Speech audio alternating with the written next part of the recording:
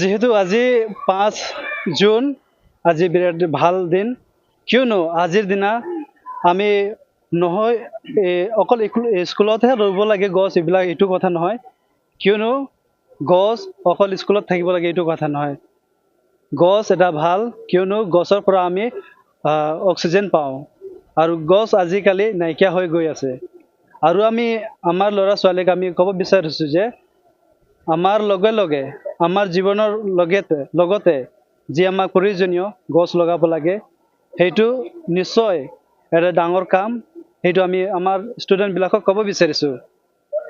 আৰু এই গছটো আমাৰ জীৱনৰ লগত বিৰাট জড়িত আছে, ইমান জড়িত যে গছ নহ'লে আমাৰ জীৱনটো ইনকমপ্লিট বুলি কওঁ। ঠিক তেনেদৰে গছবিলাক সদায় ৰুই থাকিব লাগে। আজিহে অকল নহয়, 5 জুনতে অকল নহয়, যিমান পাৰে জীৱনত গছ লগাবহে লাগে। আৰু মই মেছেজ দিব বিচাৰিছোঁ আমাৰ ল'ৰা ছোৱালীবিলাকক, বিশেষ কৰি আমাৰ স্কুলৰ যি ছেক্ৰেড হাৰ্ট হাইস্কুল হয়, আমাৰ স্কুলৰ সকলো আমাৰ ল'ৰা ছোৱালী, আমাৰ ষ্টুডেণ্টবিলাকক ক'ব বিচাৰিছোঁ যে ঘৰ গ'লে এটা ন এটা, আজি স্কুলতো হয় আমি ৰুই আছোঁ, কিন্তু ঘৰ গ'লে ঘৰতো এটা বা দুটা গছ ৰুই আজিৰ যি আমি উৎসৱ হয় গছ ৰুৱাৰ, এই উৎসৱটো যেন আমি ভালকৈ পালন কৰি আমি নিজৰ জীৱনটো বচাব পাৰোঁ গছ ৰুই কিনে। ইমানতে সামৰণি মাৰিছোঁ। আজিকালি দেখা যায় যে প্ৰায় আমাৰ ফৰেষ্ট লেণ্ড য'ত নেকি গছ থাকিব লাগে, কিন্তু আজিকালি নাইকিয়া হৈ গৈ আছে। আৰু তাৰ কাৰণটো হ'ল চেলফিছ মটিভৰ কাৰণে গছবিলাক নাইকিয়া হৈ আছে। আৰু ওপৰত চাব গ'লে আজিকালি গৰম বেছি, কিয়নো গছ নোহোৱা হৈছে।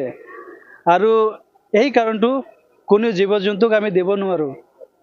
কোনো জীৱ জন্তু এই বস্তুবোৰ কৰা নাই, সেই বস্তুবোৰ আমি মানুহবিলাকে কৰিছোঁ। সেইটো কাৰণে কোৱা যায় ইংলিছত যে আজি যি প্ৰেজেণ্ট আমাৰ ল'ৰা ছোৱালী হয়, আমাৰ ষ্টুডেণ্ট হয়, তেওঁলোকে আমাৰ ফিউচাৰ হয়। যেনিবা আজি আমি গছ নলগালে কালি তেওঁলোকে বিৰাট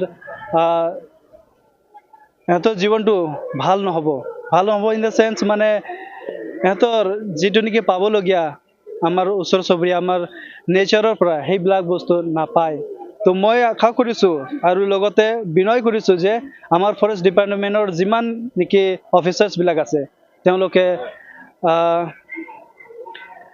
কিবা এটা লয় যাতে তেওঁলোকে গছ ৰুৱে, এটা গছ কাটিলে দুটা গছ লগাওক, আৰু গছ লগালে আমাৰ জীৱনটো সদায় আগতহে বাঢ়ি থাকে। সেইটোৱে ক'ব বিচাৰিছোঁ আমাৰ অফিচাৰবিলাকক। যিটো মই ক'লোঁ আগতে, প্ৰথমতে মই ধন্যবাদ জ্ঞাপন কৰিছোঁ যে আজি যিটো নেকি প্লান্টেশ্যন আৰু উৎসৱটো আমি মানি আছোঁ, এই উৎসৱটো অতি ভালকৈ আমি মানি আছোঁ গছ ৰুই কিনে। আৰু যি আমাৰ বড়ো ইউনিয়ন আমাৰ কিবা আছে, তেওঁলোককো মই ধন্যবাদ দি আছোঁ, কিয়নো এই যিটো নেকি আমি গছৰ প্লান্টেশ্যন, এই উৎসৱটো কেতিয়াও যেন ঘটি নাযায়, কেতিয়াও শেষ হৈ নাযায়।